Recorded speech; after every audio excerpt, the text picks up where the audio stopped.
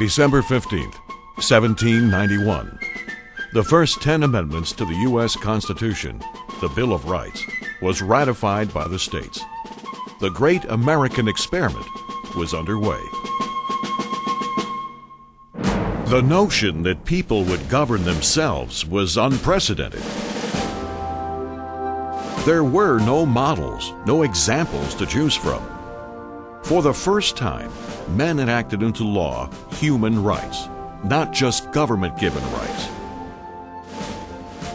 The authors deemed those rights so important, they made a provision to protect those rights so they could never be taken away. The Second Amendment.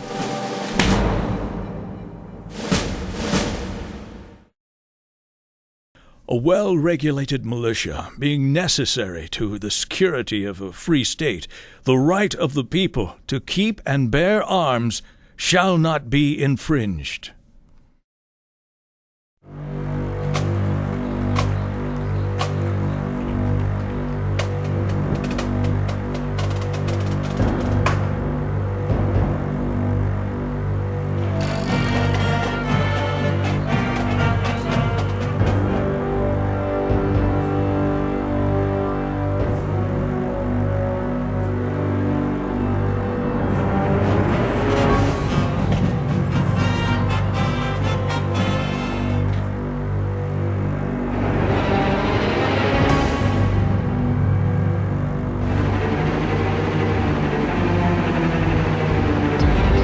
Time and time again, history replays itself. Unarmed civilizations fall prey to tyrannical leaders.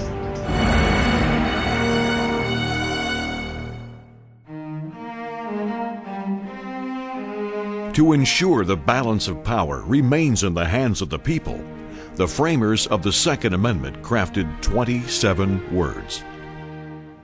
One sentence. To succinctly and definitively protect our freedoms from controlling political groups, oppressive religious organizations, or from an abusive government.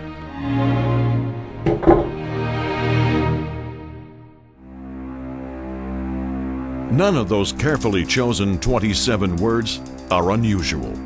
The sentence is straightforward and crystal clear. There is no mention of limitations or restrictions on the type of arms citizens can carry. There is no mention of gun control. No distinction between sporting use and military use. No language regarding handguns, shotguns, rifles, or even weaponry not yet imagined. What the authors of the Second Amendment did specify is the right of the people, not privilege, to keep and bear arms. Yet, for more than 200 years, those 27 words and their intended meaning have been debated. What's the debate? We, the people, will decide.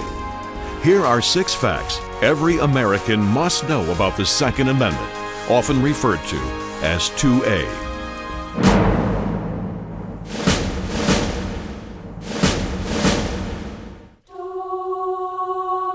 Fact number 1. The framers of the Bill of Rights believed in God. They fought for the freedom from religious persecution. They believed the right to self-defense is a fundamental God-given right that existed long before the creation of any government. In fact, written documents pertaining to self-preservation predate the Second Amendment by thousands of years. Reference to the right to freedom from violent harm and the right to self-defense is found in the Torah and Christian Bible in Exodus 22, verse 2. In Jewish law, the Talmud states, if someone comes to kill you, arise quickly and kill him.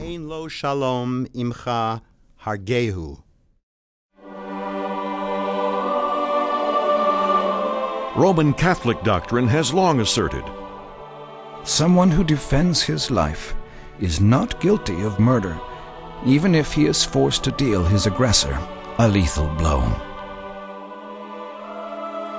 Protestant theologian Samuel Rutherford writes in his 1644 publication Lex Rex, "Because no king or civil power can take away nature's birthright of self-defense from any man or a community of men." Even the Declaration of Independence, written 15 years before the Second Amendment was ratified, clearly states, All human beings are endowed with certain unalienable rights, and that governments are created to protect those rights. So, what exactly is an unalienable right? A right that cannot be transferred or taken away.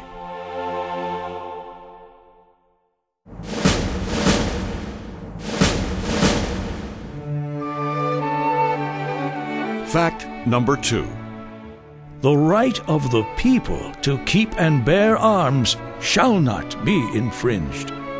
The language of the Second Amendment prohibits the federal government from infringing on the rights of the people. As clear as the First Amendment's language of prohibiting Congress from infringing on the right of the people to religious expression, freedom of speech, and freedom of the press, the Second Amendment is also clearly a protector of rights. Former Texas legislator Dr. Susanna Hupp knows infringement firsthand. Her parents were brutally gunned down in a Texas cafeteria by a lone gunman. Reported subject shot 15 shots into The only thing that the gun laws did that day in Texas was keep people like me from being able to protect myself and my family. Due to a Texas state law prohibiting the carrying of firearms, the handgun that may have saved her parents' lives remained in her car. As odd as this may sound to you, I wasn't angry at the madman that did this, but I was mad as hell at my legislators because they had legislated me out of the right to protect myself and my family.